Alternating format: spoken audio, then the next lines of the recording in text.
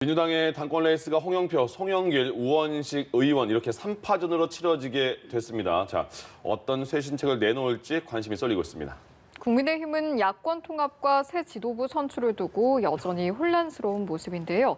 어떤 묘책을 마련할지 주목되고 있습니다. 관련 내용을 포함한 정치권 이슈들, 박준영 더불어민주당 상근 부대변인, 조청래 전 국민의힘 여의도연구원 부원장과 함께 짚어보도록 하겠습니다. 네, 두 분 어서 오세요. 예. 안녕하세요. 먼저 민주당 당권 전당대회에서는 송영길, 우원식, 홍영표 이 의원 3파전으로 치러지게 됐습니다. 쇄신 그리고 내년에 있을 대선, 지방선거 굉장히 막중한 인물을 띄게 되는 것 같아요. 어떤 인물이 민주당에서는 돼야 된다고 보십니까? 이제 반성과 성찰 이런 말씀들은 하시는데 이제 구체적인 이 쇄신책은 안 나오고 있는데요. 네. 정당의 혁신은 간단합니다. 정당은 정치 결사체이기 때문에 정당의 규율을 얼마나 잘 지키느냐, 정당이 얼마나 원팀이냐 하는 부분에서 이제 정당의 쇄신 방향인데요. 예. 예를 들면 이번에 이제 부동산 의혹된 분들에 대한 징계 문제라든가 이런 분들이 이 이야기가 저는 나올 것이다 이런 생각이 들고요. 네. 그리고 한편으로는 정당은 이제 선거하는 곳이기 때문에 집권 전략, 집권 비전을 누가 잘 짜느냐 이것이 사실은 혁신의 구체적인 내용이 돼야 된다 그렇게 생각을 하는데요. 제가 보기에는 이제 당 대표라고 하는 분들도 지도자입니다. 그냥 관리형이라는 것은 존재해서는 안 되는 거거든요. 사실은 예. 이야기 뭐냐면요. 차기의 대선 후보가 누가 되느냐에 따라서 보완적 역할을 할 수 있는 분들이어야 되고 한편으로 보면 런닝메이트적 성격을 가지고 있어야 됩니다. 네. 과거 우리가 그런 이야기합니다. 영남 대권 후보면은 호남 당 대표 이런 이야기를 하고요. 또 대권 후보가 좀 젊고 개혁적이면은 좀 나이가 있으시면서 안정감 있는 당 대표 이런 이야기들을 하거든요. 이게 뭐냐면은 다음 정부는 특정 계파라기보다는 모두가 민주당이 전체가 집권하는 그런 정부가 되어야 되기 때문에 예. 그런 계획을 잘 짤 수 있는 지도자가 해당되는 사람들이 저는 당대표가 돼야 된다. 이렇게 생각하고 있습니다. 근데 이제 이번에 전당대회에서 당대표도 뽑고 최고위원도 전당대회에서 뽑기로 했잖아요. 네네. 근데 최고위원 후보 중에 초선 의원들도 좀 나간다는 소리가 있거든요. 초선 의원들이 아마 독자적으로 모임을 내서 후보를 낼 것 같은데요. 예. 저는 구분을 초선이다 이렇게 하는 것보다는 좀 개혁적인 분들이라든가 이렇게 또는 청년, 여성, 또 지역 대표성 아까 말씀드린 것처럼 이런 식으로 구분하는 것이 마치 초선이라고 해서 보수적인 분들일 수 있고 다선이라고 해서 개혁적인 분들도 그렇죠. 있고 또 당 쇄신에 대해서 강성인 분들도 있기 때문에 예. 그런 식으로 좀 분류를 하고 사실은 우리가 당내 개파가 나쁘다고는 하지만요. 네. 제가 금방 말씀드린 그런 가치와 노선이 분명한 상태에서의 갈등과 경쟁은 적당히 있는 게 좋거든요. 그런 부분에서는 초선 의원들이 초선이라는 것보다는 개혁적이다. 또는 어디 보여서 쇄신적이다. 이런 내용을 구체적으로 가지고 기존에 있던 중진들, 재선 3선들과 경쟁을 했으면 좋겠다. 그런 생각입니다. 일단 크게 말하면 이렇게 민주당 쪽에서도 선거 이후에 초선 의원들도 목소리를 내고 있지 않습니까? 국민의힘도 마찬가지예요. 지금 초선 의원들도 당대표에 나가느냐 이런 후보 나가느냐 그런 얘기도 있는데 초선 의원들의 각 지도에서 움직임은 어떻게 평가하십니까? 지금 우리 국민의힘 말씀하시는 겁니까? 네.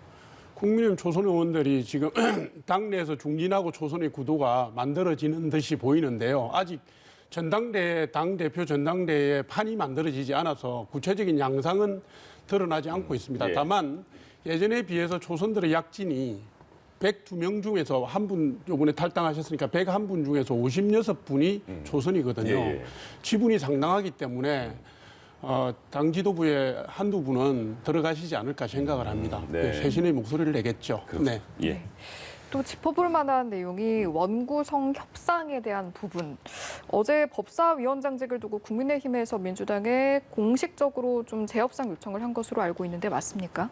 조영 원내대표께서 이제 화두를 던지셨는데요. 예. 지난해 원구성 협상 때 법사위원장을 야당이 가져가는 관행을 깨고 18개를 다 민주당이 독식하고 그 바람에 독주 국회 합의 정치 기반 파괴 이런 얘기들이 좀 나왔지 않습니까?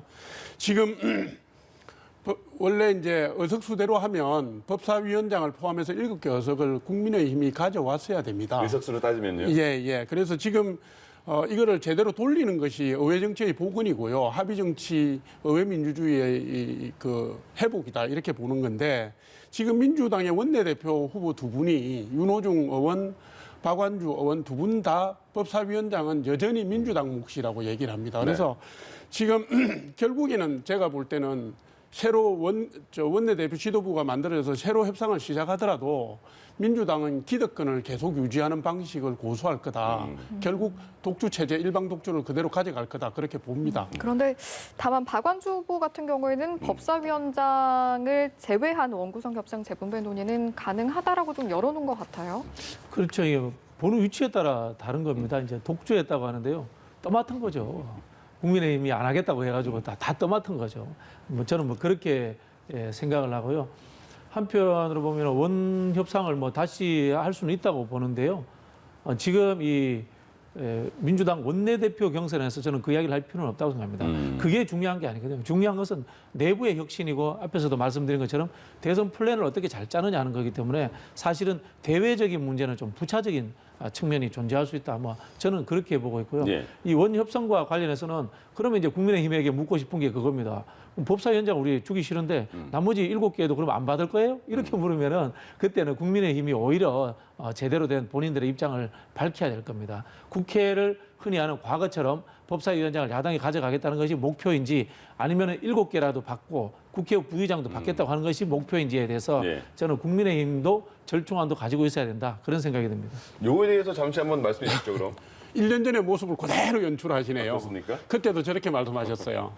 결국은 이 말하자면 받으려면 받고 말라면 말라는 협박이고 밀어붙이기 아닙니까? 죠 이게 우리가 그 법사위원장을 야당 몫으로 해온 게 15대 국회 후반기부터고요. 네. 17대 국회부터 이게 관행으로 자리를 잡았습니다. 그다음에 상임위를 의석수 비율에 따라서 배분하는 거는 1988년도 13대 국회 때부터예요. 이거를 민주당이 작년에 깬 거거든요. 원래 법사위원장을 야당에게 주려고 하는 것은 견제와 균형의 기능을 강화시켜서 국회의 기능을 민의를 제대로 대변하자는 거 아닙니까? 근데 네. 지금 또 와가지고 똑같이 받으려면 받고 말란 말라 니들이 안 받아서 우리가 다 먹을 수밖에 없었다. 네. 이거는 집권당 전국을 주도하는 집권당의 자세가 아니죠. 협상할 생각을 하지 않고 얘기를 들을 생각을 안 하는 거 아닙니까?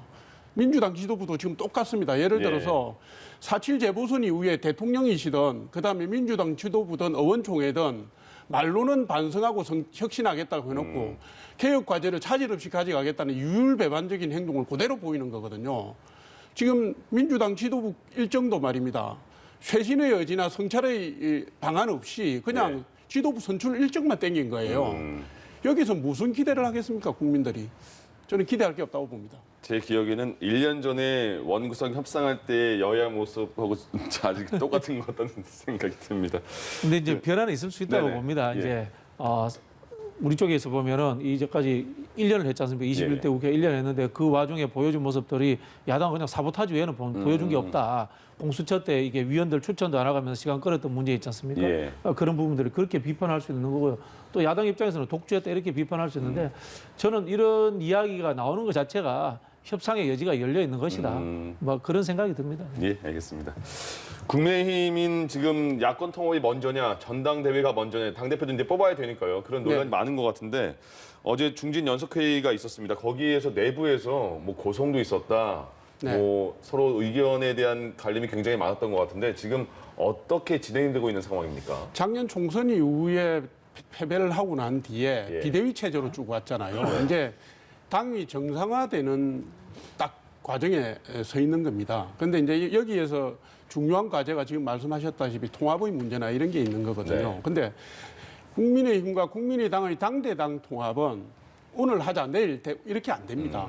예를 들면 지분 문제도 있고 사무처 고용 성계 문제도 있고 뭐 여러 가지 재산상에 처리해야 될 문제가 있기 때문에 이게 통합 논의는 시간이 필요하고 치밀한 과정 관리가 필요하거든요. 근데 지금 사실상 국민의힘이 그 주호영 대표가 대표 권한 대행을 하고 있기 때문에 지도부 공백 상태입니다. 네. 비대위원들이 그대로 지금 유임돼서 의결기구로 남아 있을 뿐이지 공백 상태거든요. 그래서 제가 볼 때 새로운 지도부 시간상으로 볼 때 새로운 지도부가 선출된 다음에 당대당 통합의 문제를 밀도 있게 가는 게 맞다고 생각을 하는 것이고요. 다만 이제 통합의 대의가 있으니까 주호영 원내대표께서 전당대 일정에 들어가기 전에 국민의당의 의견을 받아보려고 지금 기다리고 있는 겁니다. 의견을 촉구하고 있고 그게 제가 볼 때는 길면은 한 2주 갈 거라고 보는데 그 기간 동안에 국민의당이 새로운 안을 내놓지 않고 계속 기존의 입장만 되풀이한다면 예. 국민의힘 정치 일정대로 일정을 진행할 수밖에 없다 이렇게 보는 것이고요. 다만 이제 바람이 있다면은 본격 통합은 좀 늦춰지더라도 통합에 대한 큰 그림의 로드맵이라도 양당이 좀 국민들에게 설명을 드리고 논의하는 구조를 가지면 어떻겠는가 하는 바람을 가져봅니다. 예. 그런데 오늘 조호영 권한대행이 한 인터뷰 내용을 보니까 합당 그리고 전당대회 이 선후 관계에 대해서 지금 파악을 해본 바로는 합당 이후에 전당대회를 하는 것이 더 맞다라는 의견이 높은 것 같다 이런 언급을 했더라고요. 그 부분은 이제 그게 뭐 원론적인 측면도 있고 정치적 계산의 측면도 있고 있는데요. 네. 전대를 땡겨야 된다는 전대 주자들이 있는가 하면은 예. 전대를 뒤로 늦춰야 된다는 주자들이 있는 겁니다. 근데 결국 합당을 전대 앞으로 갖다 놓는 것은 전대 일정을 최소 2주에서 많게는 한 달을 늦추는 것이거든요. 예, 그거는 조금 예민한 문제라서 조금 더 깊이 살펴봐야 된다고 생각합니다. 주호영 지금 원내대표인데 대표 대행을 하고 있잖아요. 네. 주호영 대표 대행의 거취를 빨리 정해라 이런 목소리가 많이 나오잖아요. 왜 그런 거예요? 그거는? 일단 지금 당대표 권한 대행을 하고 계시기 때문에 그 주호영 대표께서 당대표 그 출마를 하게 되면 후보자가 되면 그러니까 선수가 심판이 되잖아요. 아, 예. 선수가 심판이 되면 공정성 논란도 있을 수 있고 뭐 있기 때문에 네. 그 부분에 대한 부분을 입장 정리를 하라는 걸로 이해하시면 되겠습니다. 알겠습니다. 예. 다음으로 국민의힘 입장에서는 이 부분 역시 최근에 조금 주목하게 되는 부분일 것 같은데 재보선 승리를 이끌었던 김종인 전 위원장이 요즘에는 오히려 국민의힘의 비판의 목소리를 내고 있지 않습니까? 그래서 조금 당혹스러운 측면도 있습니다. 근데 이제 국민의힘이 가장 어려울 때 우리 국민의힘에다가 사실 생기를 불어넣은 분이잖아요. 네.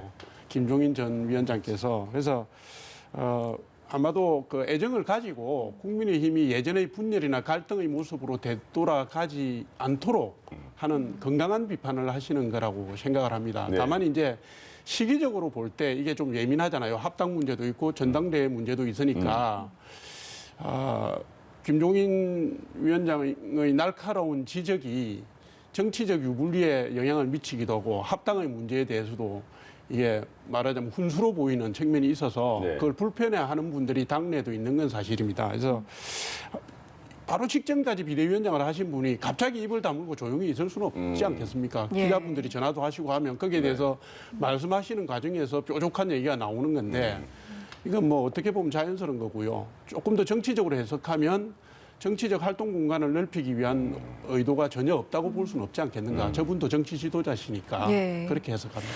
사실 김 전 위원장이 지금 국민의힘뿐만이 아니라 안철수 대표를 향해서도 계속해서 비판의 날을 세우고 있는데 보시기에 야권을 향한 김 전 위원장의 이런 목소리들은 어떻게 보십니까? 글쎄요, 이제 뭐 원장님 생기를 불어넣었다 이렇게 하겠습니다. 생기 정도가 아니죠. 죽은 사람 살려놨죠. 뭐 이제 권영세 의원이 마시던 우물에 침 뱉었다고 우물이 네. 있었습니까 거기? 목말라 다 죽어가는데 우물 파준 거 아닙니까? 솔직히 말하면 김종인 비대위원장이 그런 역할을 했는데 이제 섭섭한 점이 있다고 생각하는데요. 특히 이제 안철수 대표에 대해서 이제 김종인 위원장 많이 겪어봤지 않습니까? 거기에 대해서 많은 조언을 했지 않습니까? 사실은 합당하지 말고 입당시켜라, 지분 주지 마라, 뭐 그런 이야기하고 전대 이후에 하라 이런 이야기를 했는데. 제가 보기에는 이제 조영 지금 권한대행께서 본인의 욕심 때문에 국민의힘과 국민의당과의 합당 문제를 저울질하고 있는 거죠. 솔직히 말해서 이런 거잖아요. 지금 상황을 보면 본인이 내가 당대표 나가는데 안철수 당하고 이렇게 합당을 하게 되면 그쪽 지분을 자기가 받을 수 있는 거지 않습니까? 그리고 이미 제가 알기로는 지역구에 출마했던 과거에 이제 안철수 대표와 같이 했던 분들이 국민의힘 내에 많이 들어와 있습니다. 예, 예. 그분들은 이제 조영 대표 지분이 되는 거예요. 예. 저는 그런 계산들이 다 깔려 있어서 이런 상황들이 만들어지는 거다 이렇게 생각을 하고 실제로 김종인 비대위원장 이 상황 자체가 불편하신 거죠. 불편하신 거고 또 한편으로 보면 저는 이런 측면이 있다고 생각이 됩니다. 내가 비대위원장을 해보니까 이렇게 다 주고 가는 당을 살려줘도 특별히 나한테 존경도 안 해주고 주는 게 없더라. 그럼 뭐냐? 당 잘 될 필요 없어. 나는 나가서 킹메이커를 하겠어. 상황을 하겠어. 이게 흔히 하는 말로 당 대표하는 것보다 대통령 후보의 멘토가 되는 게 훨씬 더 이익이 있더라. 저는 이렇게 판단하는 측면도 있다고 생각합니다. 김종인 위원장이 내일입니다. 금태섭 전 의원을 만난대요. 그러니까 김종인 위원장이 제3지대라는 표현은 되게 싫어하시는 것 같은데 일단 표현은 제3지대에서 그러면 그 두 분이 만나고 거기에 윤석열 전 총장도 들어오는 거 아니냐 이런 해석도 많던데 어떻게 보세요? 아까 저 날카로운 분석하셨는데 예. 같은 맥락에서 조금 보시면 될 네네. 것 같아요. 뭐냐면 벌써 이제 그 가이드라인은 쳤습니다. 신당 얘기는 하지 않겠다고 예. 말씀을 김종인 위원장께서 하셨잖아요. 제3지대 정당이 갖는 의미를 누구보다 잘 아십니다. 김종인 전 위원장께서. 예. 제3지대 정당은 강력한 여야당 사이에서 입지를 만들기가 우선 힘들고요. 그다음에 지금 뭐 총선을 앞둔 시점도 아닌데 말하자면 공천에서 떨어진 사람들을 모은다든가 낙수 정치를 할 수도 없습니다. 예. 그래서 정치 기반을 만들기가 힘들거든요. 이런 상황에서 명확한 판이 안 만들어졌는데 김종인 위원장께서 정치적으로 중대한 수를 쓰리라고 저는 기대하지 않습니다. 예. 그 정도로 허술룩하신 분은 아니고요. 그거보다는 역시 역할 공간을 넓히시는 것이고 정치적인 주요 지도자로서의 자기 입지를 만드는 것이라고 저는 보는 것이기 때문에 만남 자체는 유석거리가 되겠지만 예. 거기서 의미 있는 합의, 정치적 합의는 나오지 않을 것이다. 그렇게 예상합니다. 김종인 위원장이 계속 윤석열 전 총장에 대해서 별의 시간을 굉장히 많이 표현을 했고 5월 달에 다시 뭐 별의 시간이 올 수도 있다 이런 표현도 했어요. 그 둘은 그럼 어느 정도 유대감이 있을까요? 안 하는 모양이죠. 윤석열 총장께서 김종인 비대위원장에게 전화 안 한다는 이야기죠. 나한테 5월 달까지 전화해라. 그 말씀하실 것 같은데요. 저는 뭐 짐작한데 윤석열 총장이 국민의힘에 들어갈 수는 있습니다만은 그건 무혈 입성이지 경선하러 들어가지는 절대 않을 겁니다. 왜냐하면 여기 나름 이 기라성 같은 후보들이 있습니다. 네. 그 후보들이 검증이라는 이름으로서 윤석열 총장에 대해서 이 공격을 할 겁니다. 그걸 제가 과연 버텨낼 수 있을까? 뭐 네. 그런 생각이 들고요. 그런 부분에서 이제 밖에 작은 플랫폼 정도를 이 김종인 비대위원장이 만들고자 하는 뭐 그런 생각이 있다고 생각하는데요. 이게 저는 정당은 아닐 거라는 생각은 들고요. 예. 금태섭 의원하고 격이 안 맞는데 무슨 두 분이 정당을 만들겠습니까?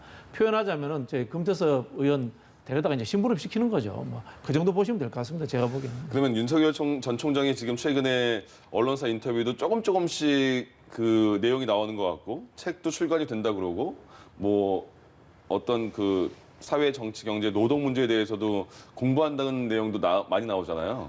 이제 자신이 있으면은 본인이 직접 이야기해야 되잖아요. 근데 자신이 없으니까 메신저를 통해서 뭐 공부하고 있다. 나는 뭐 어떻게 생각하는데 이야기하지 않습니까? 제가 말씀드린 검증의 문제입니다. 자신이 있으면은 검증받으러 바로 나오셔야죠. 사실 대권 주자라는 분이 1년, 2년 정도는 검증받고 성과를 내고 그걸 가지고 국민들에게 비전을 보여줘야죠. 갑자기 뜬금없이 나와가지고 새정치 한다고 해서 결국 뭐 아무런 10년을 했는데도 새정치가 어떤 모습인지 보여주지도 못한 사람 우리가 신뢰를 그대로 받지 않습니까? 예. 그 김종인 전 위원장이 국민의힘에 대해서 비판의 목소리를 최근에 낼 때 자당에서 자강을 해야 되는데 네. 밖에서 그 사람을 찾으면 안 된다는 언급을 했잖아요. 네네. 그 일환인 것 같은데 윤석열 전 총장을 국민의힘에서는 계속 영입하려고 하는 겁니까?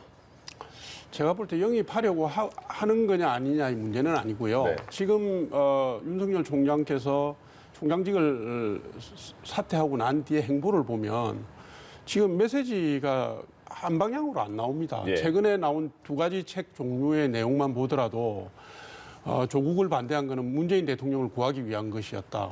이것만 보더라도 이분의 정치적 정체성이 말하자면 약간 진보적인지 약간 보수적인지 이런 게 안 드러나요. 예. 그다음에 지금까지는 윤석열 총장의 대선 후보 지지율에 비해서 어떤 분들이 옆에서 계신지가 드러나지 않고 있거든요. 그리고 정체성의 문제도 분명하지가 않고 예. 이 부분을 본인이 먼저 해결을 해야 됩니다. 해결을 해야 이게 정치권에서 볼 때 방향이 어느 쪽인지 나와야 영입을 하든지 말든지 뭐 지원을 하든지 말든지 하는 것인데 지금 제가 볼 때는 죄송하지만 초보적인 단계도 안 되어 있다 이렇게 봅니다. 예. 다음으로 이 내용도 한번 짚어보도록 하겠습니다. 문재인 대통령이 청와대 비서관 비위 의혹 그리고 한국 마사회장 폭언 의혹에 대해서 감찰을 지시를 했는데 일단 구체적으로 정확히 어떤 의혹인 겁니까? 예, 전호관 청와대 비서관 같은 경우는 이제 서울시청에 근무할 때 2014년부터 18년까지 한 5년 정도 근무한 걸로 아는데요. 그 당시에 이제 본인 업무와 관계되는 회사의 일감을 몰아줬다. 뭐 1억인가 뭐 그렇게 이야기하거든요. 그 부분 관련해 가지고 이미 서울시에 근무할 때 민주당 서울시의원이 거기에서 지적을 했더라고요. 영상도 뭐 저는 봤습니다만 예. 그 부분 때문에 아마 조사를 받는 것 같고요. 이 김은환 마사회장 같은 경우는 국회의원 재직 시절에 데리고 있었던 보좌관을 비서실장으로 채용하는 문제를 가지고 그 과정에서 인사 담당자에게 이제 좀 거친 욕설을 하고 이런 부분인 것 같은데요. 이 욕설 부분은 녹취가 돼 있더라고요. 녹취가 돼 있다면은 제가 알기로 이제 법률적으로 거의 모욕죄에 해당되는 걸로 알고 있습니다. 그런 부분이 있기 때문에 바로 징계 절차를 들어가야 되겠다. 뭐 그런 생각이 같고요. 본인이 사표 내는 게 맞지 않겠나 저는 뭐 그런 생각이 듭니다. 그리고 예. 전효관 비서관 문제는 이 정권 말기에 이제 공직 기강의 문제거든요. 이 청와대뿐만이 아니고 전체적인 부처에 대해서 이제 공직 기강이 회의될 수 있기 때문에 빨리 다 잡아야 되겠다. 그렇게 생각을 하시는 것 같고요. 특히 이제 장관이라든가 총리 인사 문제가 있기 때문에 검증의 문제에서도 이 부분에 대해서는 비판받을 거리가 충분히 있거든요. 그런 예. 측면에서 저는 즉각적으로 이 조치를 취하는 것이 잘하신 일이 아닌가 이런 생각이 듭니다. 즉각적인 조치에 대한 어떤 평가 어떻게 내리시겠습니까? 자라보고 놀란 것은 소뚜껑 보고 놀라는 것이죠. 예, 이거는 뭐 LH 직원들 토지 투기, 공직자들의 토지 투기, 그 다음에 뭐 청와대만 보더라도 김의겸 청와대 전 대변인의 부동산 투기, 김상조 전 정책실장, 뭐 최근에는 박주민 의원, 뭐 이게 뭐 줄줄이 도덕적 해이가 이게 도대체 공직자 윤리가 있나 싶을 정도로 전방위적으로 터져 나왔잖아요. 그리고 재보선을 통해서 국민들의 분노가 얼마나 무서운지를 체험을 했기 때문에 이거 지금 시기 놓쳤다가 또 국정 전체에 타격을 주지 않을까 해서 예. 초동 대처하신 것인데 이유가 어찌됐든 간에 대통령께서 초동 대처하신 거는 저는 잘하셨다고 봅니다. 예. 재보선 결과 발표를 할 때 각 언론사가 이제 당사를 막 찍는데 거기에 왜 내 자리를 안 마련했느냐. 네. 그래서 국민의힘의 송원석 의원이 당직자를 뭐 때렸다 이런 논란이 있었지 않았습니까? 네. 바로 탈당을 했어요. 근데 이건 어떻게 된 겁니까? 이게 윤리위원회에 회부된 걸로 알고 있는데 그럼 윤리위원회에서는 자체적으로 계속 윤리위원회 해부됐다 하더라도 탈당하는 걸 막을 수는 없습니다. 예, 예. 탈당은 개인의 자유이기 때문에 네. 저도 상당히 놀랐습니다. 송원석 의원이 이런 분은 아닌데 했는데 예. 폭행에 뭐 폭언까지 하셨다고 그러니까 이거는 뭐 어떤 경우에도 용납될 수가 없고요. 예. 정치를 하고자 하는 지도자들이 이런 게 있으면 바로 책임을 져야 됩니다. 근데 이제 지금 말씀은 윤리위원회 해부돼서 당 차원의 징계에 따라서 정치적 행로를 가는 게 아니라 네. 탈당을 해서 피해간 거 아니냐 예, 예. 말씀을 하시는 건데 뭐 그런 측면도 있지만 현행 제도로는 본인이 탈당을 원하면은 그걸 막을 수 있는 방법은 없습니다. 다만 최근에 이제 뭐 사과하고 반성은 했는데 정치 지도자라면 앞으로도 근신해야 된다 저는 이렇게 예. 봅니다. 자성하고 자숙하고 국민들에게 매우 좋지 않는 신호를 보이는 사건이라고 생각합니다. 예. 네. 그러니까 국회의원들 중에서 이렇게 논란이 있고 그럴 때 사과를 하고 거기에 따른 책임의 방법으로 탈당을 선택하는 의원들이 많은 것 같아요. 어떻게 보십니까? 저는 이거 참 심각한 문제라고 생각을 합니다. 정당이 끝까지 책임을 져야 됩니다. 저는 국민의힘이 이 송원석 의원 같은 경우에는 국회윤리위원회에 직접 제소해야 된다고 생각합니다. 직접 제소해가지고 탈당을 하더라도 국회 차원에서 윤리적인 저는 문제를 물어야 된다고 생각하고요. 네. 실제로 뭐 이분이 반성한다면은 전 정계 은퇴해야 된다고 생각합니다. 이 다른 뭐 이해 충돌과 달라가지고 직접적 행동의 문제이기 때문에 제가 아까 우리 마사회 회장의 욕설 파문에 대해서 바로 사퇴해야 된다고 말씀하신 것 같아요. 네. 저는 공직을 맡을 수 있는 분인지에 대해서 그분에 대한 인격과 품성에 대한 평가의 문제이기 때문에 예. 저는 바로 사퇴하는 게 맞다 이런 생각이 들고요.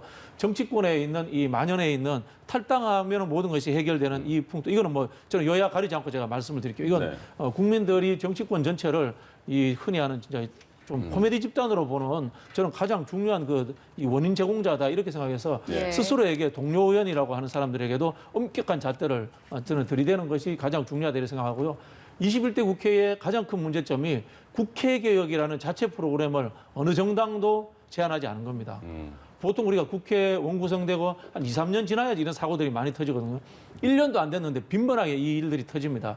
그건 뭐냐면요. 우리가 늘 하다 보면요. 이런 그 국회 개혁 프로그램을 늘 정합니다.